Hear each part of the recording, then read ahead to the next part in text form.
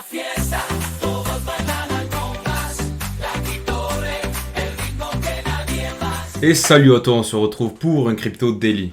On va aller voir les news autour de la crypto-monnaie et on finira par aller voir un petit peu l'évolution des prix des crypto-monnaies. Et puis c'est parti mec, let's go. Donc on va jeter un petit coup d'œil sur les annonces économiques de cette semaine. On va commencer par la mauvaise. On a eu un taux de chômage qui a été évalué à 4% alors qu'il était à 3,9% et qu'il était attendu à 3,9%. Donc on a eu une petite hausse du chômage en Amérique. Pour la petite vulgarisation, s'il y a moins de personnes qui travaillent dans un pays, il y a moins de personnes qui créent de la valeur, et il y a moins de personnes qui reçoivent de l'argent, et du coup il y a moins de personnes pour investir. Quand tu comprends pas un truc, faut toujours parler avec les mains, c'est plus simple. Et la bonne nouvelle, la très bonne nouvelle, c'est qu'on a eu une baisse des taux pour la BCE, la Banque Centrale Européenne, qui a décidé de baisser les taux de 25 points. On était à 4,5% d'intérêt et on est à 4,25%. Donc, on est cohérent avec les estimations qu'on avait eues. Et c'est plutôt encourageant parce que ça pourrait amener les États-Unis à aussi baisser leurs taux. On a eu les Canadiens qui, mercredi, eux aussi ont baissé de 25 points. La plupart des banques centrales dans le monde vont certainement baisser leur taux d'intérêt. Et c'est quelque chose de positif parce que les États-Unis vont certainement s'aligner. Et on va aller voir tout de suite le S&P qui est représentatif du coup de l'économie américaine. Parce que je te rappelle que le S&P, c'est les 500 plus grandes entreprises technologiques du pays. On a eu une petite hausse suite à l'annonce de jeudi sur les taux d'intérêt qui nous a fait une espèce de 0,77%. Et au moment où je te parle, on a un petit ravalement de notre dernière mèche. Et je pense honnêtement qu'on va revenir taper la ligne de coup du W. Est-ce que je suis inquiet? Honnêtement, non. Je pense selon moi qu'on est vraiment là sur des métriques de trader. Il n'y a pas d'affolement. S'il y avait de l'affolement, ben, tu le verrais. Et il y aurait une grosse bougie rouge. Forcément, ben, ça fait peur parce que quand le S&P perd un tout petit peu, le Bitcoin, je vais te le montrer, ça fait un petit peu mal au cul. On a fait de belles courbes, tu vois, et puis forcément, ben voilà, quand le S&P descend un petit peu, le Bitcoin il suit directement. C'est le bébé du S&P. On a pris moins 3% en même pas une heure. Et là, selon moi, on est sur un bon support qui va être très difficile de casser. Par ailleurs, quand tu regardes les grosses zones de liquidité, donc là où les gens ont des stop-loss, ça permet d'avoir une tendance vers laquelle le prix va être attiré. En fait, quand tu vois du jaune sur ces lignes-là, ben c'est là où il y a le plus d'argent. Et c'est là où, du coup, le Bitcoin a envie d'aller parce qu'il y a le plus de liquidité. En général, le marché veut capter cette liquidité, un peu comme s'il était attiré par du magnétisme, tu vois. Comme tu peux le voir, au sud, on a vraiment plus grand-chose à aller chasser. On a une ligne aux alentours des 56-57 000, mais le plus gros est devant nous. Le plus gros est au-dessus des 74-75. Ça m'étonnerait pas qu'on aille chasser cette liquidité. Il n'y a pas de raison. Franchement, pour moi, il n'y a pas de raison. La petite baisse qu'on est en train de voir actuellement, pour moi, c'est vraiment passager. C'est juste pour liquider les gens. Les mecs qui mettent des leviers, qui s'emballent. C'est pour les mecs qui mettent des leviers. Après, ça fait mal au cul, forcément. Tu vois moins 2% sur Bitcoin.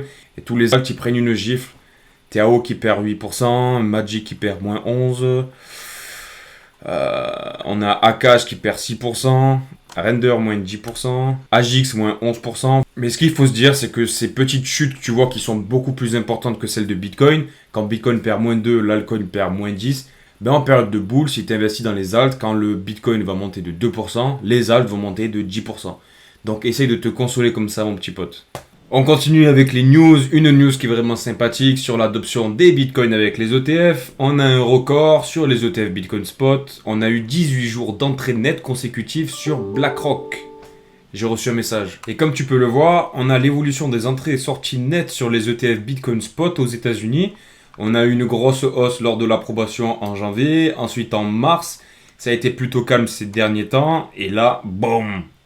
Explosion, mon gars. Donc, si on a encore l'équivalent de 3 mois de hausse avec les ETF comme on a eu là, tout ce que toi et moi on attend, ça va arriver, mec. Ensuite, je t'en ai déjà parlé concernant l'Ethereum, la quantité de TH sur les exchanges au plus bas depuis 2015. Déjà qu'on avait eu un plus bas, je t'avais montré une charte il y a de ça 3-4 jours, je crois. Ben là, on est encore plus bas, on a encore baissé le pourcentage qu'on a sur les exchanges et c'est vraiment plutôt fou. Comme tu peux le voir avec ces deux courbes, on a une relation directe, une corrélation entre le prix de l'Ethereum et la disparition de celui-ci sur les exchanges. Grosso modo, quand le prix de l'Ethereum augmente, ben c'est que les gens croient dans l'avenir de ce token-là. Donc qu'est-ce qu'ils font? Ils restent pas sur les exchanges, ils prennent et ils mettent sur un cold wallet. Et comme tu peux le voir, c'est toujours comme ça. Quand les exchanges se vident, l'Ethereum augmente. Et là, regarde mon petit pote, c'est en train de se vider à une vitesse grand V. Et l'Ethereum, il n'a pas encore trop augmenté, un petit peu quand même. Mais comme tu le sais, on a les ETF Ethereum qui vont être commercialisés dans 2-3 semaines. On ne sait pas encore exactement.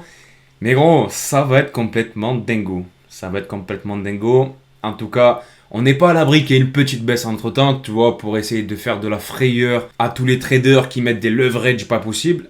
Mais dans tous les cas, il faut dézoomer, gros.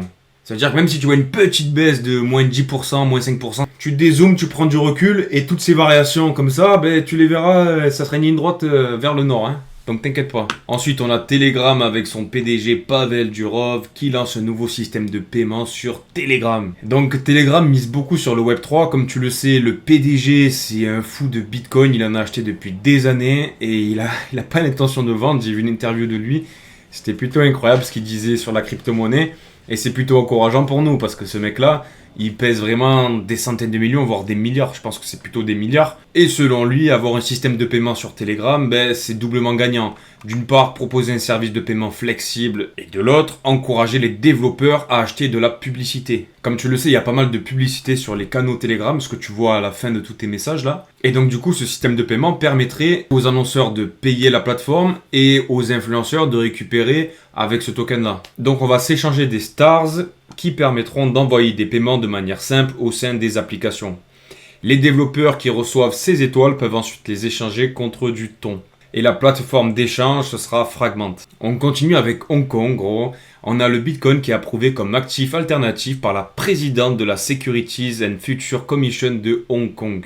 Donc ça y est, commence tous à ouvrir les yeux sur la valeur du Bitcoin, en tout cas comme monnaie refuge. Et vraiment comme monnaie en tant que telle, on a la directrice générale de la SFC de Hong Kong qui a déclaré reconnaître la valeur de Bitcoin. À Hong Kong, on a plutôt un mood crypto-friendly, donc ça se développe un peu de partout dans le monde, c'est vraiment génial. Tu vois, quelque chose que je voudrais te montrer aussi, c'est vraiment tout con, c'est pas une analyse, il n'y a rien de scientifique ou quoi que ce soit, mais c'est quelque chose qui peut nous aider à avoir une petite intuition sur le prix de Bitcoin à la fin de ce bull. Si tu viens taper le plus haut de 2017 et le plus haut de 2021, on a une petite droite. Et si tu pars du principe qu'on aurait un plus haut du Bitcoin fin 2024, début 2025, donc on serait à peu près dans cette zone-là, tu vois, autour de cette ligne. Je vais te faire un petit rectangle. Moi, pour l'instant, c'est la zone qui me paraît le plus probable, en tout cas. Si tu suis cette droite, ben, ça voudrait dire qu'on aurait minimum un 112 000 sur le Bitcoin. Et maximum, voilà, on pourrait avoir un 120 000. Je dis pas que c'est le prix qui va arriver, mais moi, je pense que c'est au moins ce qu'on peut attendre. Après, encore une fois, il faut pas attendre le pic, parce que dans tous les cas, tu l'auras jamais. Voilà, pas de désillusion, mec. Tu n'auras jamais le top, tu n'auras jamais le bottom. C'est impossible.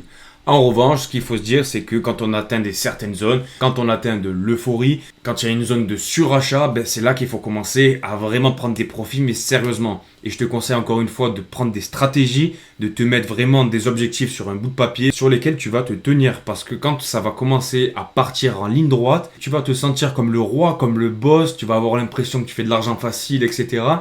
Mais ça peut très vite redescendre. Et quand ça redescend, gros, il n'y a aucun youtubeur qui va te dire c'est fini. Hein. Aucun. Donc moi je préfère te le dire parce que j'ai pas envie que tu te casses la gueule et ça me ferait plaisir en tout cas que le peu de personnes qui regardent mes vidéos, ben en tout cas on s'en sorte bien. Petit update en tout cas sur moi, ma stratégie, ce que je fais en ce moment. Personnellement là, comme je te disais depuis quelques semaines, j'avais encore du stablecoin et là j'ai tout mis. Pour te donner un peu une image de mon ressenti sur le marché, moi actuellement tous mes stablecoins je les ai convertis en crypto.